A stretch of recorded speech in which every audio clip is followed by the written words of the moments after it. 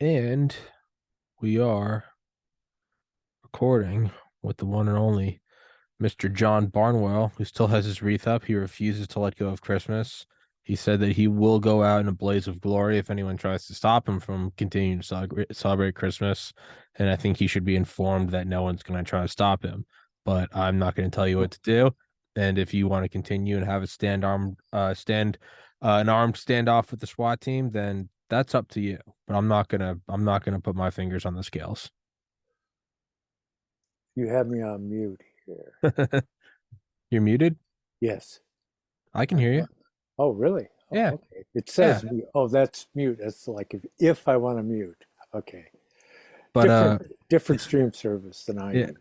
But for everybody that's a new subscriber, Mr. Barnwell, please introduce yourself, my man.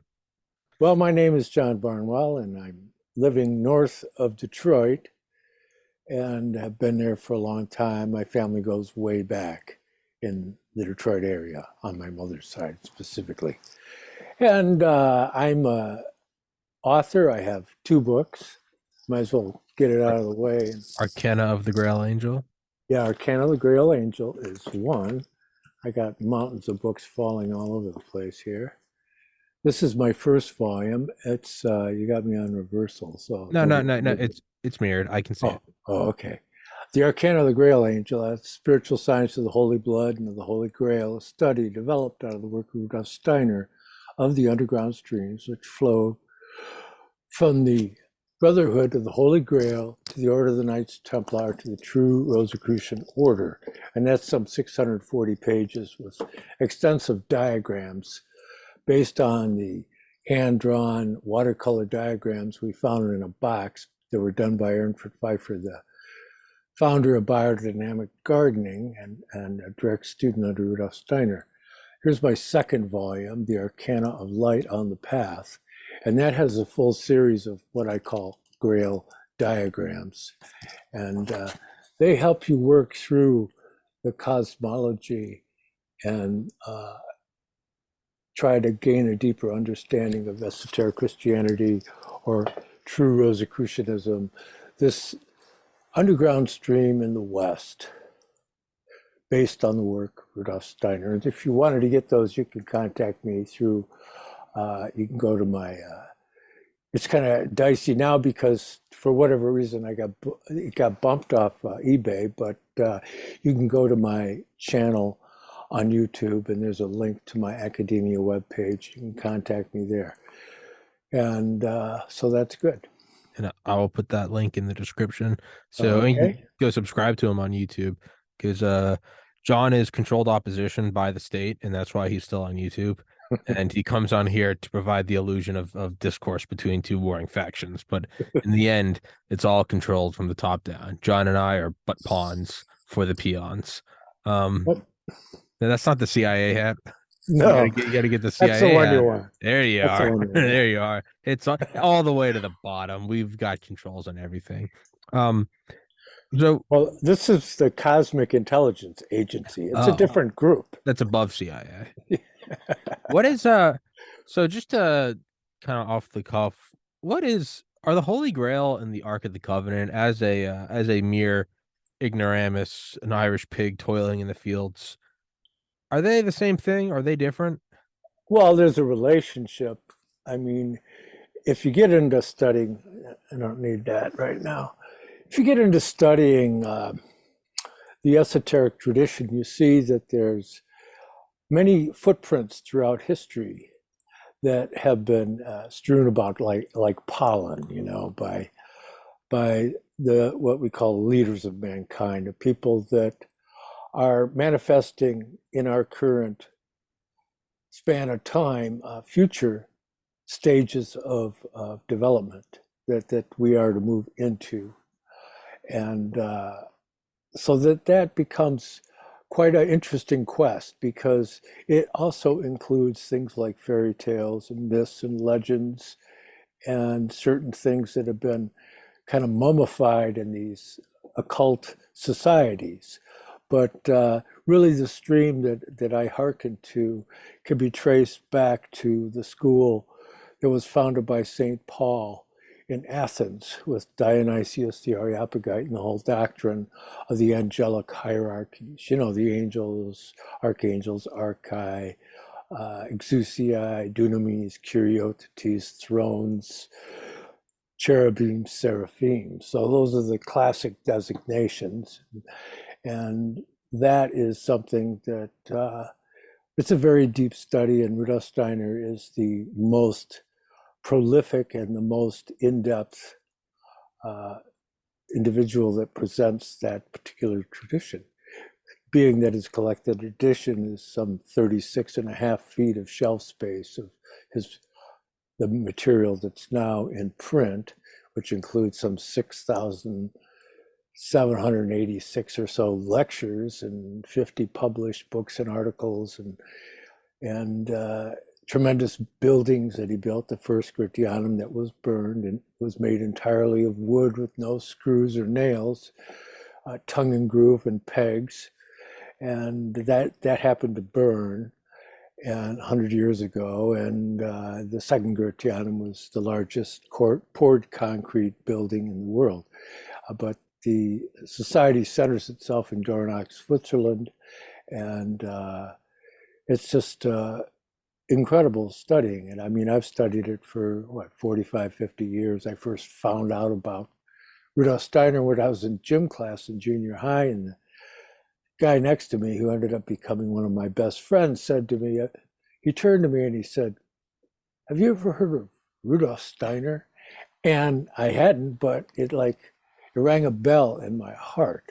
And he also mentioned Ouspensky, but Ouspensky to me is more of an intellectual pursuit, whereas Rudolf Steiner is a bona fide initiate as far as I'm concerned.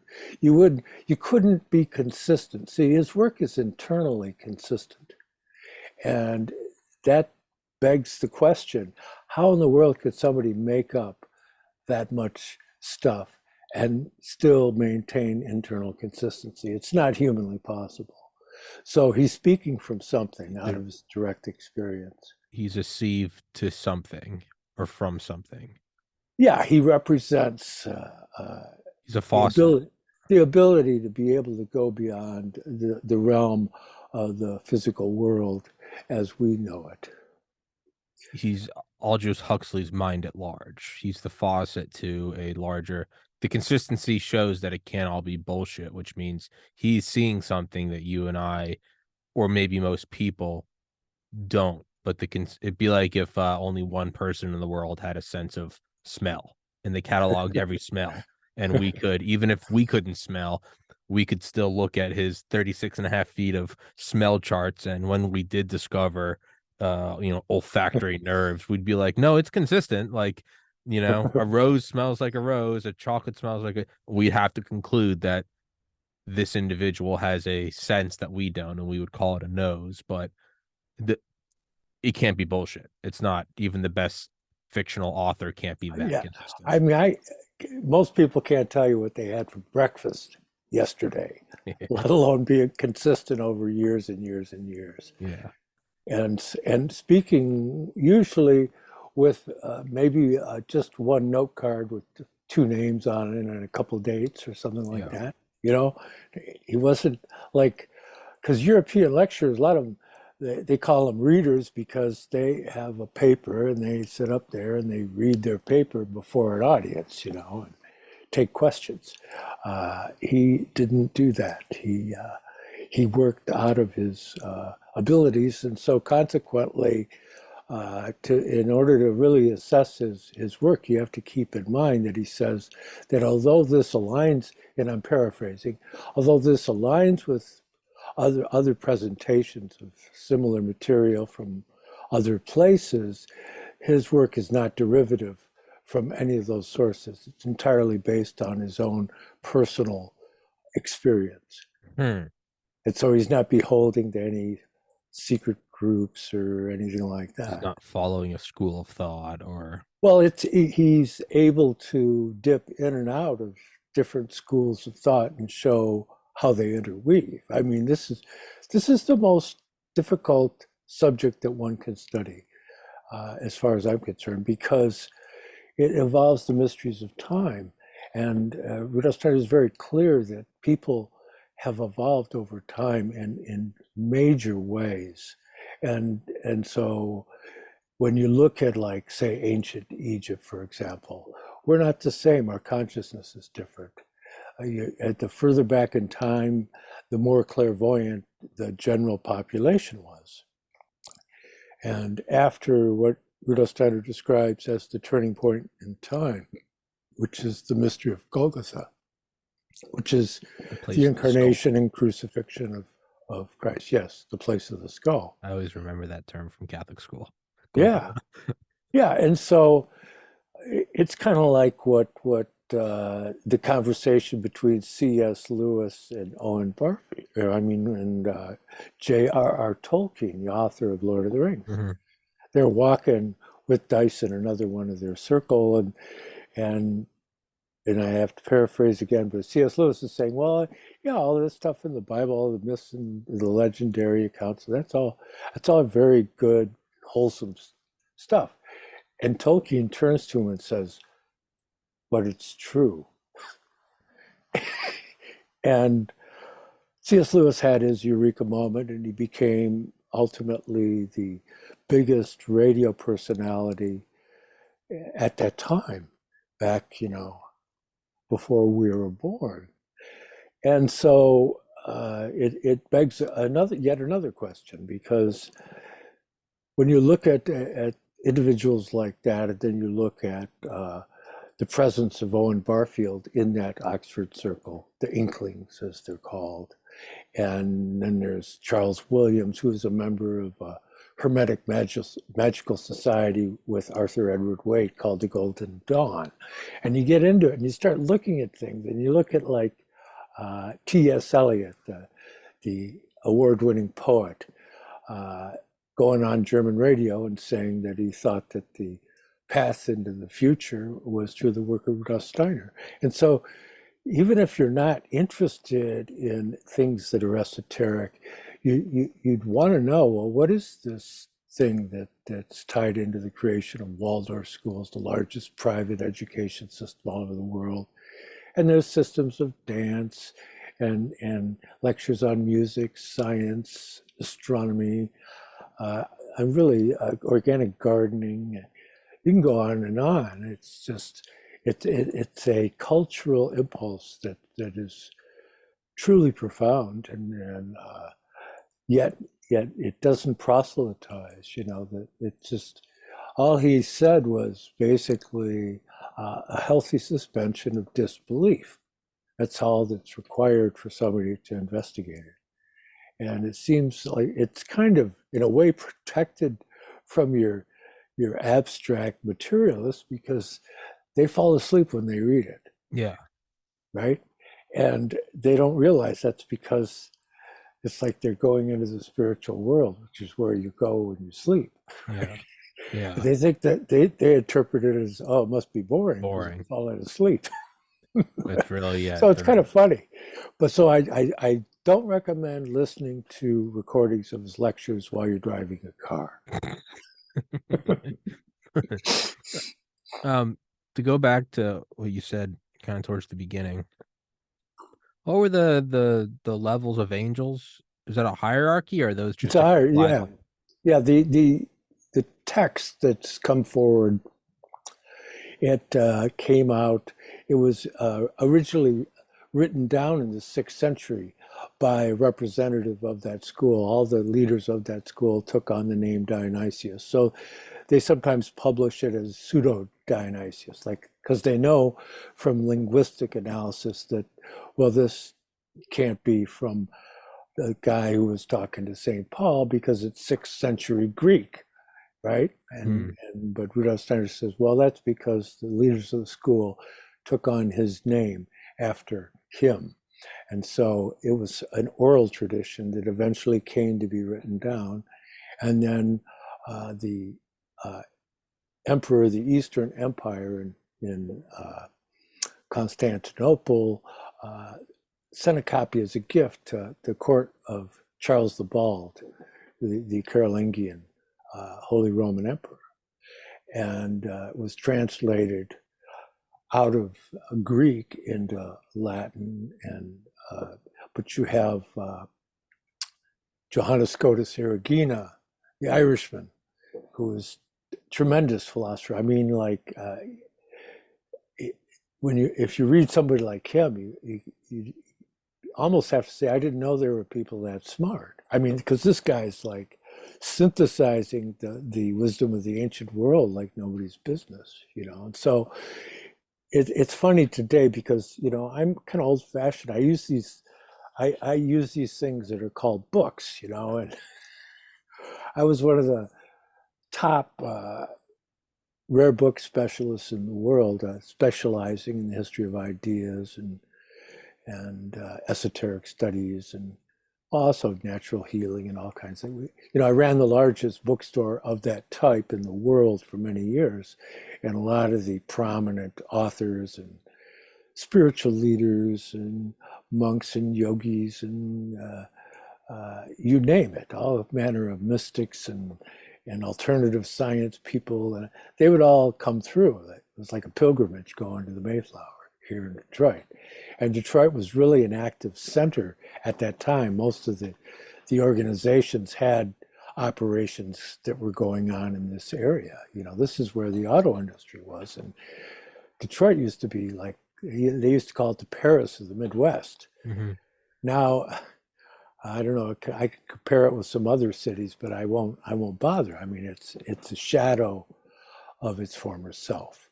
But nonetheless, uh, we sold, according to sources I have, we sold more of Rudolf Steiner's material than anybody in the world, right? And eventually, I think it helped inspire the society to move their headquarters for North America in Ann Arbor, because it was in this area, you know. And so there's a very active people working within the work of Rudolf Steiner that have come through the Detroit area. And I knew many of them. We used to have a group called the Monastic Club. And it was a gathering of people that were going to the Waldorf Institute of Teacher Training. My best buddy, Douglas Gabriel, who I've done great many podcasts with. In fact, I've been doing a biography podcast, a conversation with him. I've done about 13 episodes or so with him. But he's a fascinating individual and my best friend, and he was part of that circle. And in fact, when I left the bookstore, he took my place. But he was the protege of the founder of the Waldorf Institute of Teacher Training, which was Werner Glass.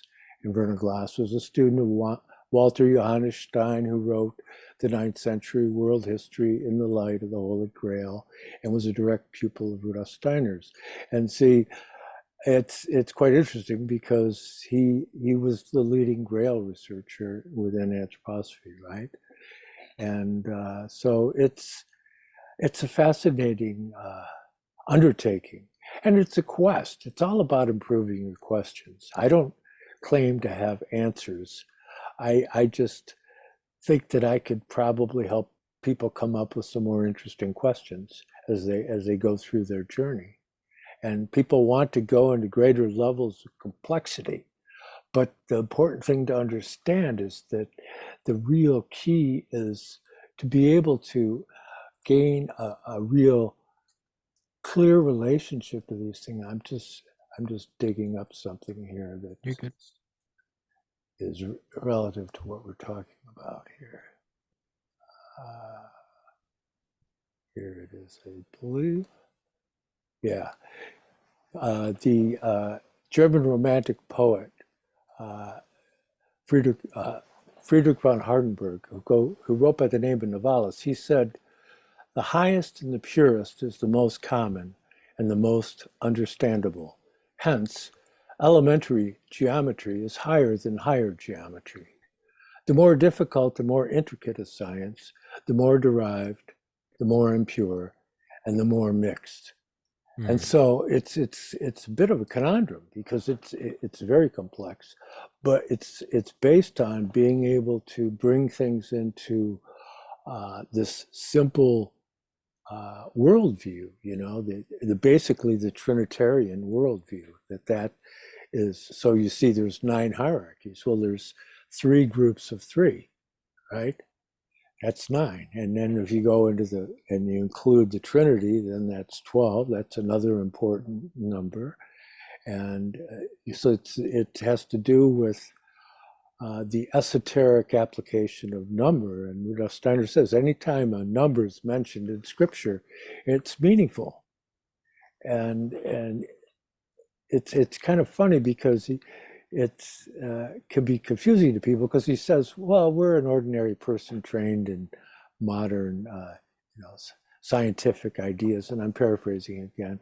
He said, were they to read scripture, they would just have to set it aside as an interesting group of stories. And but yet he also says that mankind won't even come to understand everything that's in there until the end of Earth evolution. Mm. So, in looking at that, you go back to what Hegel, the great philosopher, said. He, and again, I'm paraphrasing, but he's saying that the Bible is remarkable in that the simplest person can read it and follow its guidance, or some of the greatest and deepest minds have spent their lives, grappling with its content. So it's something that's interesting because Christ came for all mankind. We all have access to Him as an actual being.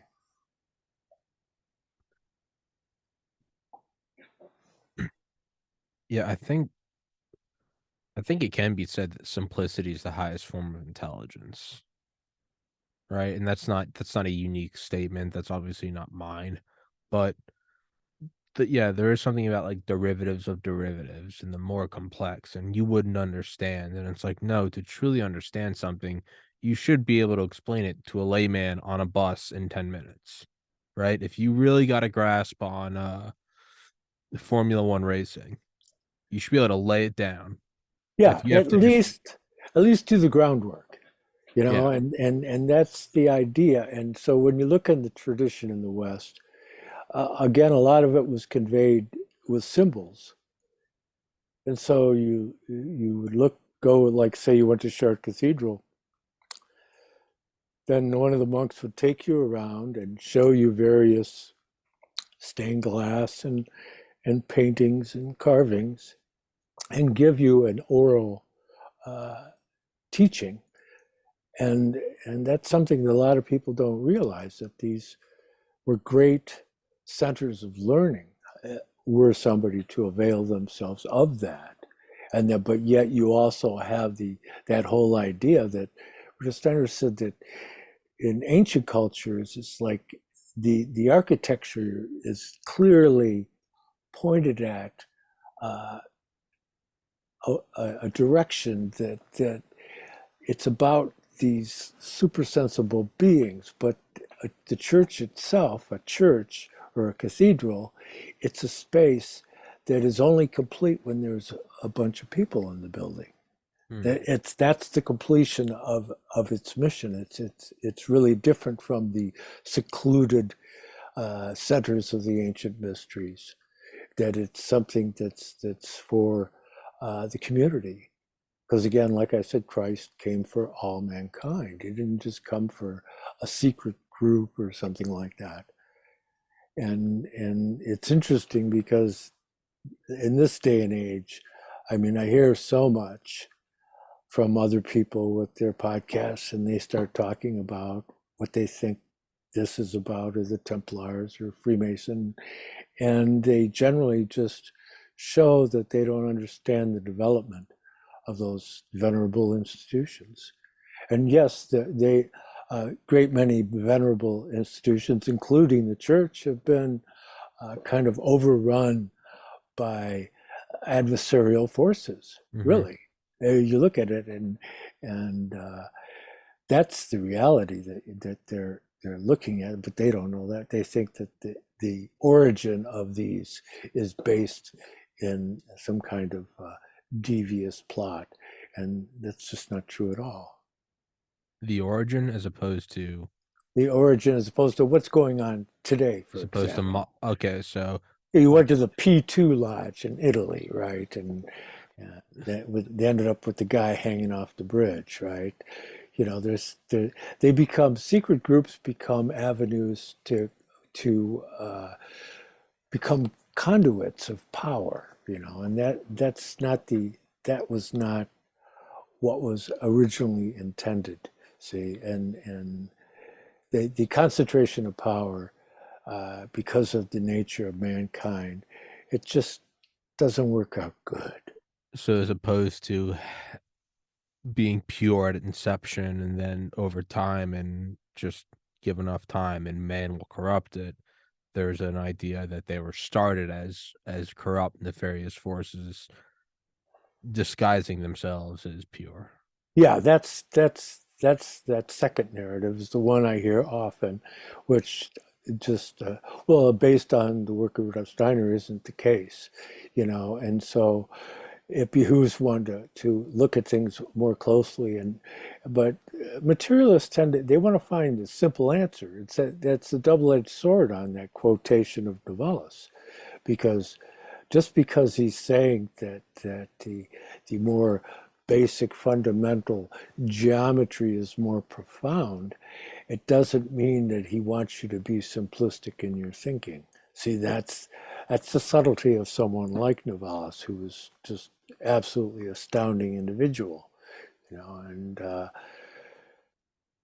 when you get into understanding the development of culture over time, and you learn to appreciate, and I've studied world cultures all over. I used to teach world history and American history in a master's program, and I got the books I've written, all the research that I've dedicated myself to. And it's to try and come to terms with the mystery of time, and like, for example, here's this is a bibliography I assembled of ancient Egypt and ancient Mesopotamia.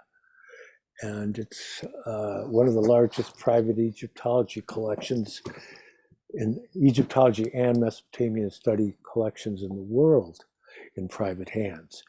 And so it's not like I haven't looked, see. And so when, like with that, what I do, I fulfilled a relational database where you could look up subject like, say, canopic jars in the Middle Kingdom, and it would tell you where to look, right? So that's what that is.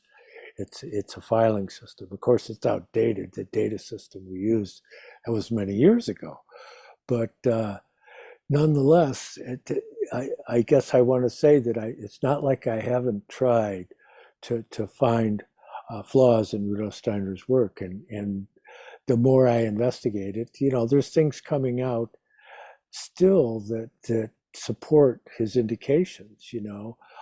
I did a show recently with a gentleman who was in Tintagel, right? And he's doing studies relative to the paleontology and the archaeology of the area, and looking into it, and totally supportive of what Rudolf Steiner had said about it being an Iron Age mystery center of the Arthurian mysteries, and they'd always thought, well, it really wasn't, they weren't really doing anything there till the Middle Ages. Now, I recently have found these remnants of what Rudolf Steiner was talking about. And so, or with planetary motion, for example, the whole idea of the spiral movement of the planets, that the planets are actually Yeah, like a cone. following after Yeah. this.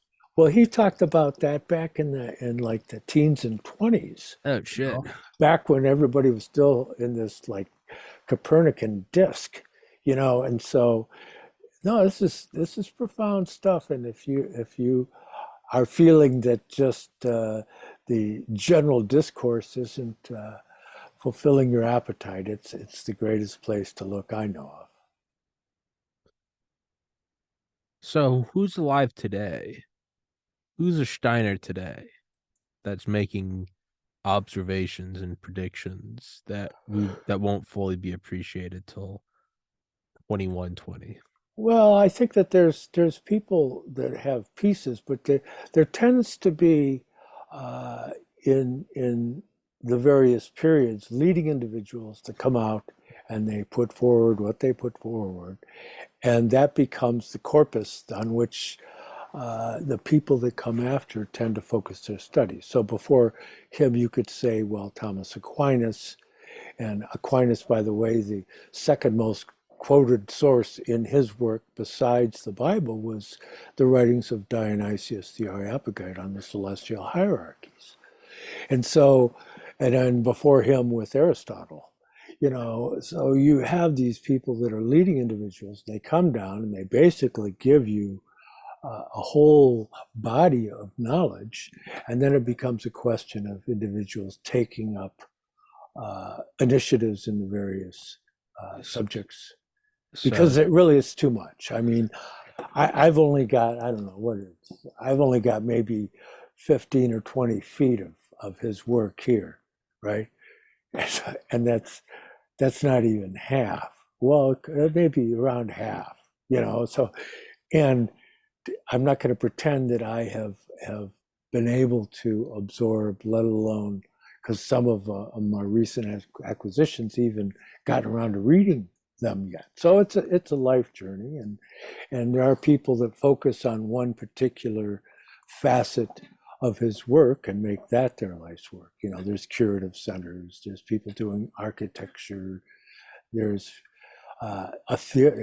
very active theater activity. He wrote several mystery dramas, and the Goetheanum was a place for them to be presented.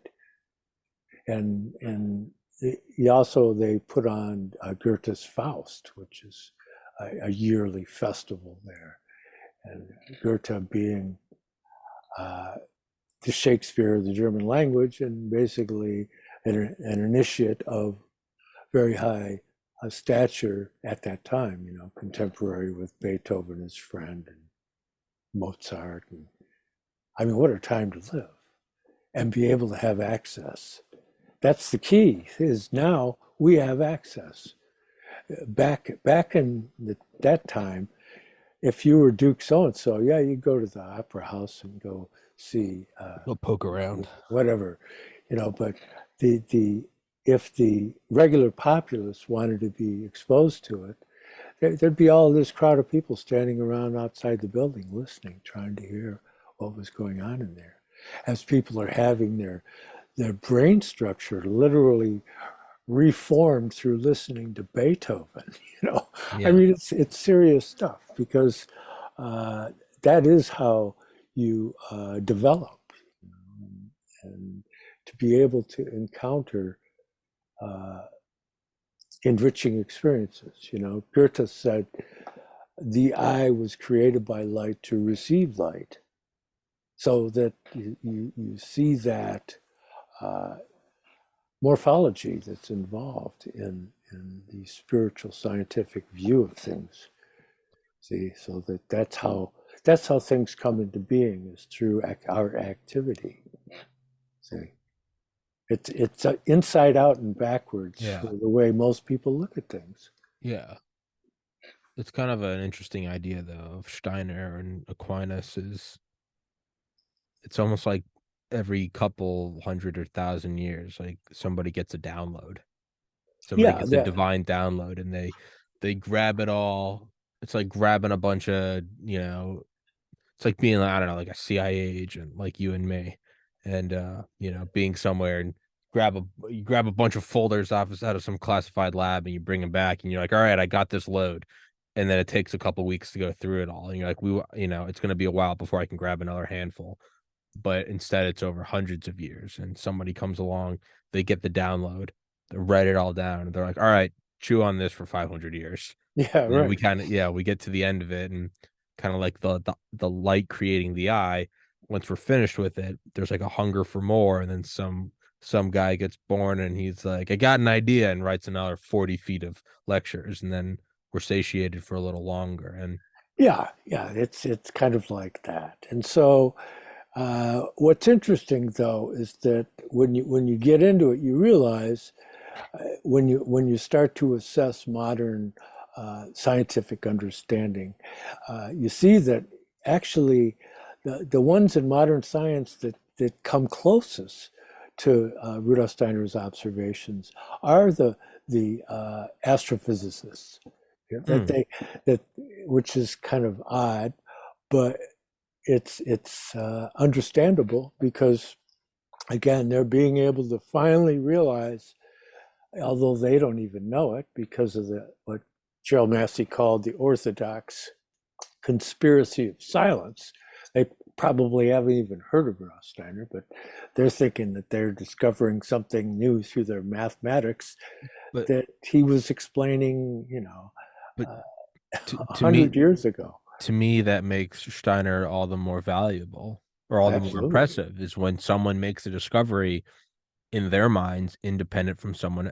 If you and I are locked in a cave and we've never had an interaction with the world, and then we discovered trigonometry, to me that gives more weight to trigonometry because we discovered it independent of someone. It's, like Yeah. the idea of the pyramid was like discovered by different civilizations who are never in touch with one another. And it's like, yeah, until you understand load bearing structures and steel, the best way to build something tall is to have a huge base and diminishing as you go up.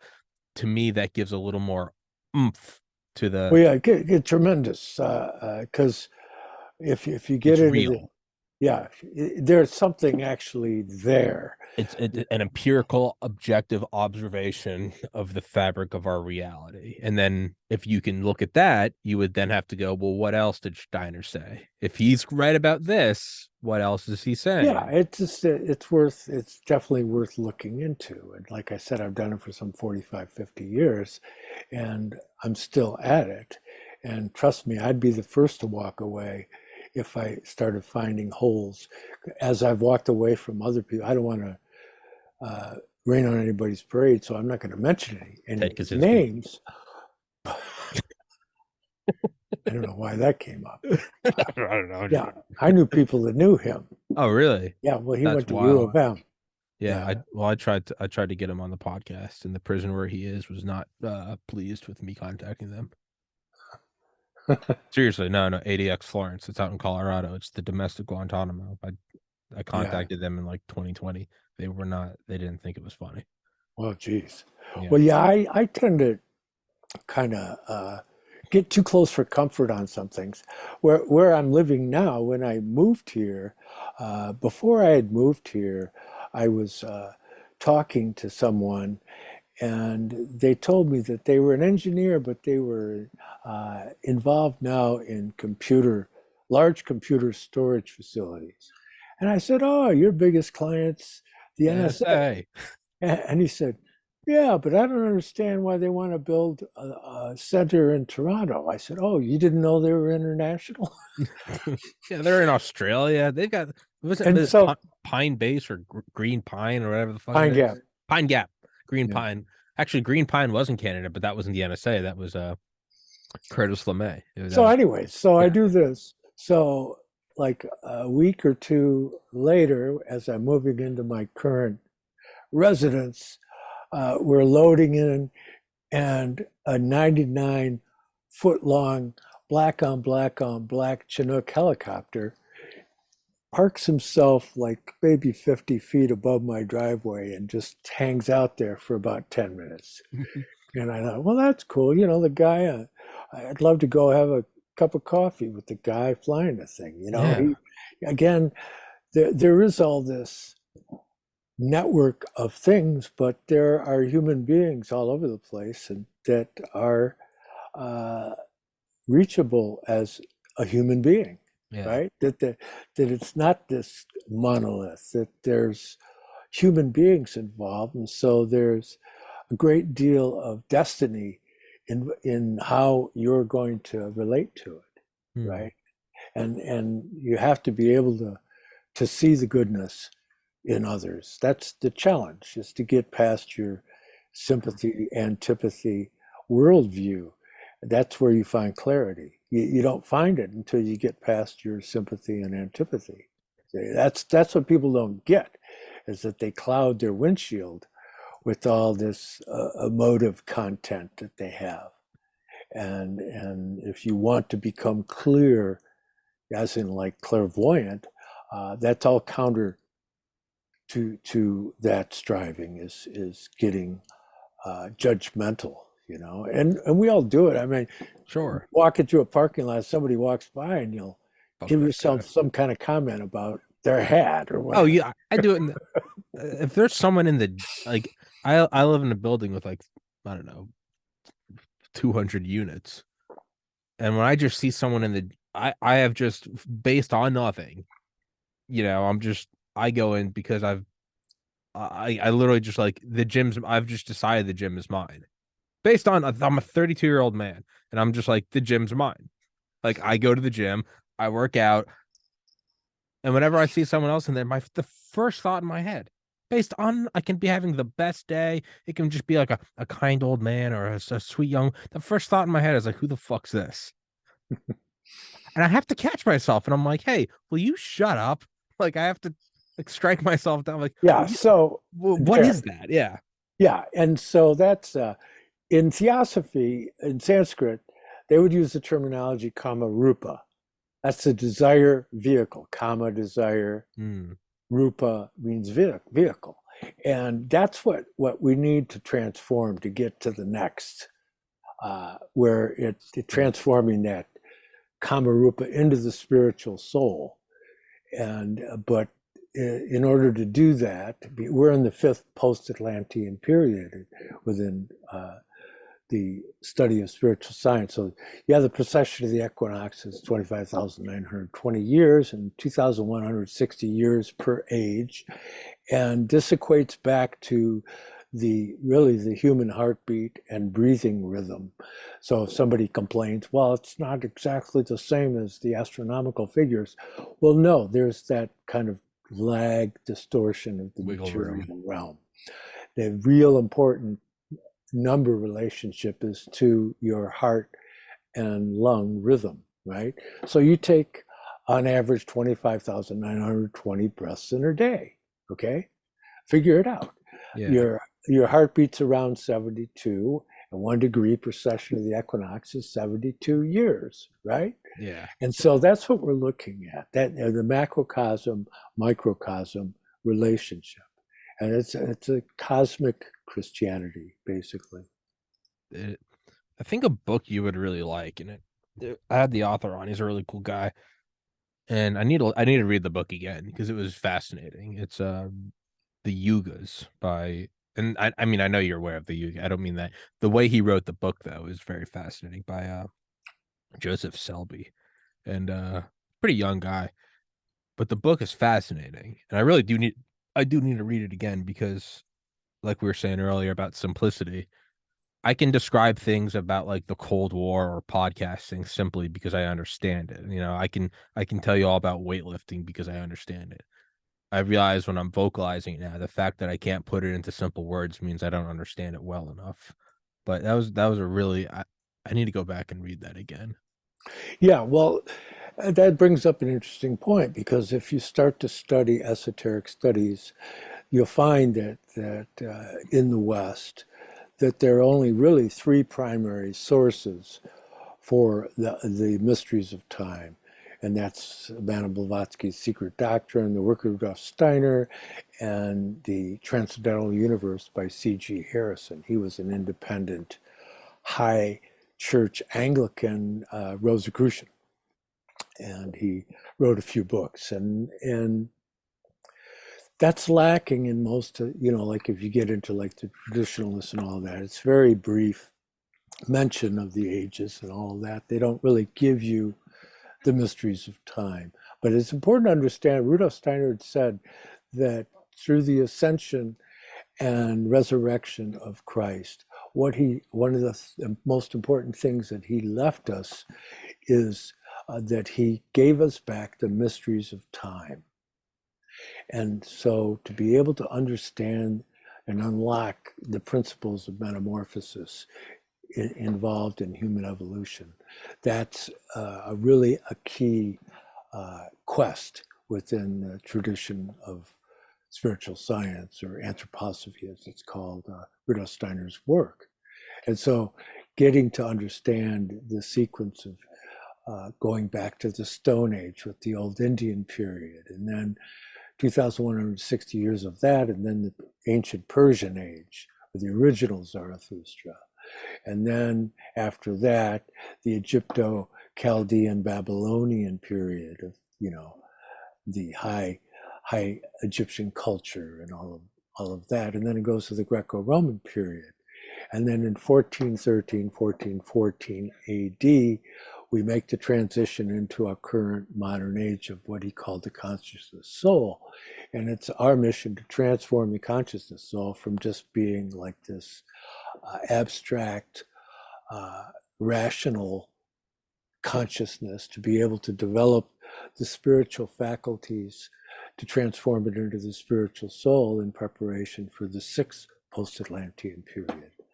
And that would be a time in which people will be more concerned for others than they are for themselves. But you can see right now that we're in an age of the fifth post-Atlantean period, is an age of egoism and just, look what I did, look what I got, give me some more.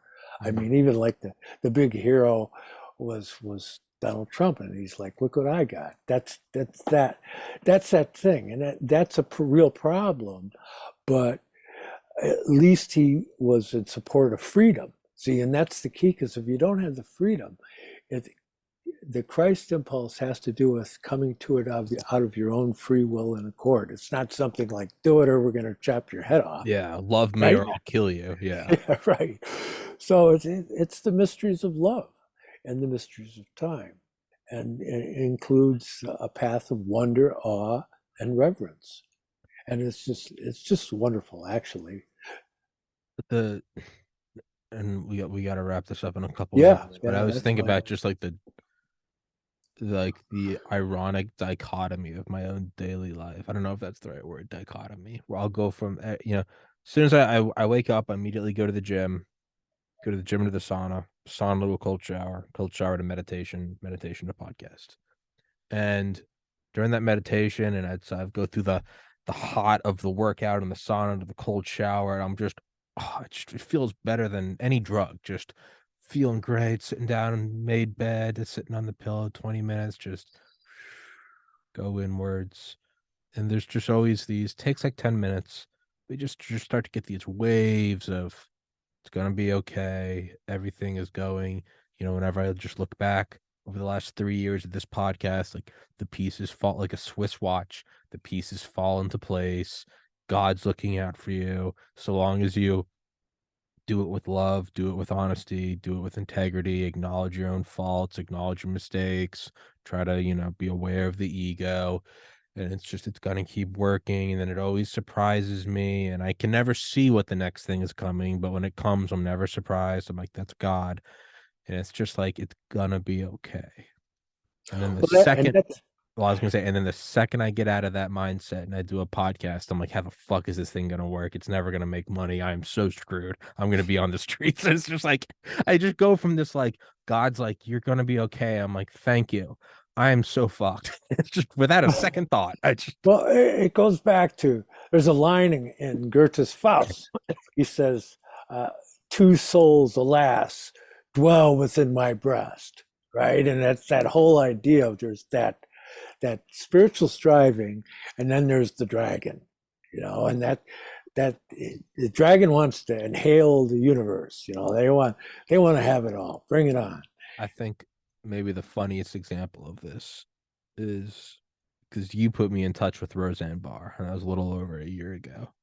And I was on the phone with my friend, and I had been trying to get in touch with her, and she said that she was going to call me, and I was like, "Well, I'm not going to harass her. It's Roseanne Barr. Like, I'm just lucky to talk to her." And like a couple days went by or whatever. Yeah, I just figured it was a dead end. And I was talking to my friend, and I was like, I was literally saying the sentence, "I just feel like the podcast isn't going to succeed. I feel like I'm never going to get bigger guests." And then I started to get an incoming call, and I said, "Oh, hold on.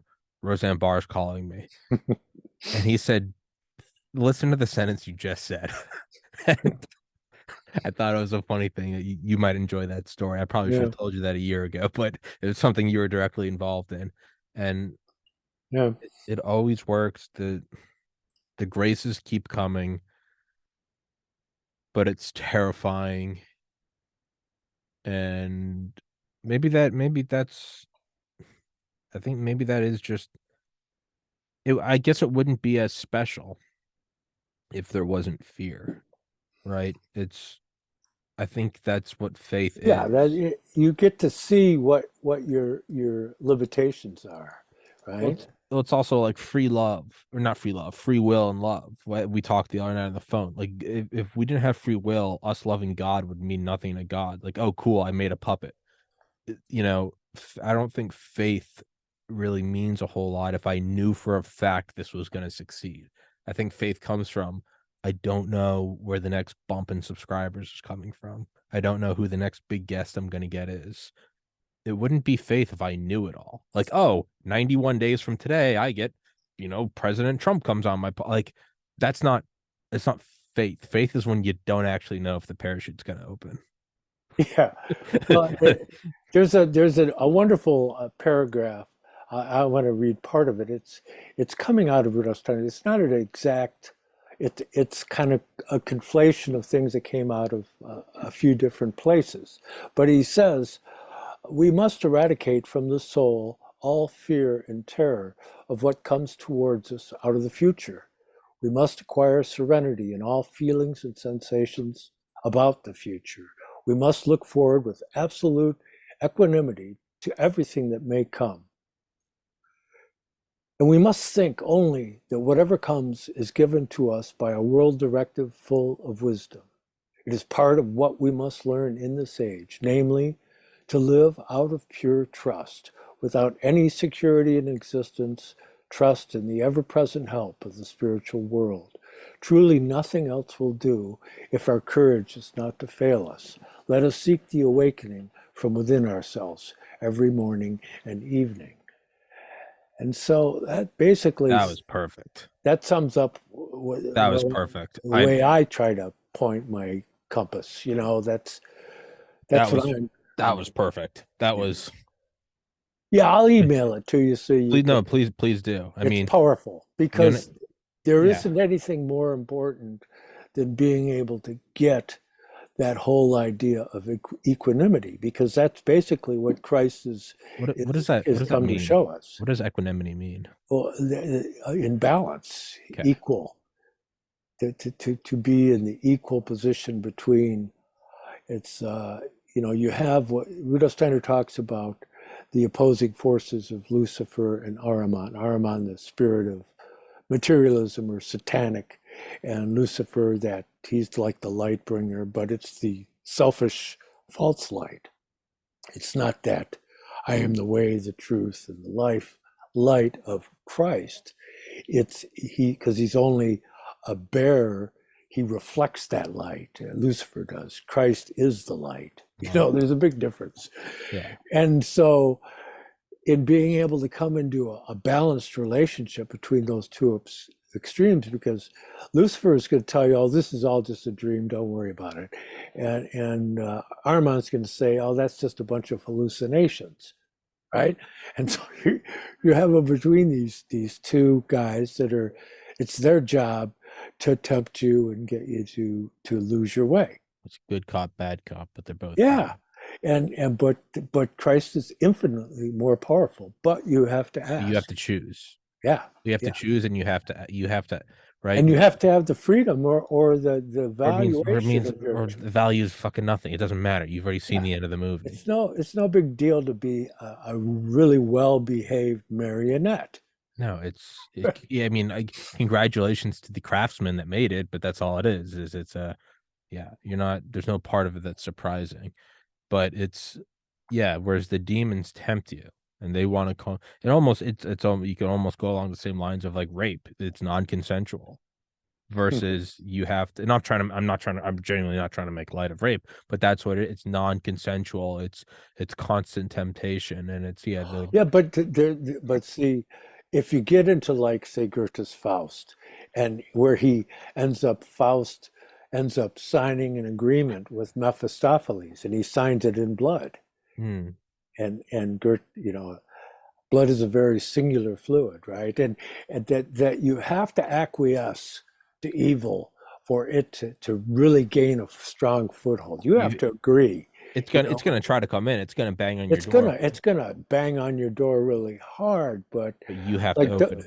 well, Douglas used to be an exorcist, right? And he was trained in the church to be an exorcist, like he says, and that in all cases of true demonic possession, that it was voluntary. Yeah. Okay, that these people, uh, and they don't have to like really make the decision in that way, but that they give themselves over to the evil, and that gives access to these demonic forces. Okay? Whereas, And he's been an exorcism with stuff flying around the room and all yeah, that stuff you see in the movies. I mean, he could tell you the people that are in the movies, who's it's based on, and yeah, about when he met them. It's yeah, like, yeah, yeah. this, he really is that. And so, but I have no fear of any of that because I've dedicated myself to this in humility completely, because it's all I can assure you is that the deeper you get into this, the more humble you get.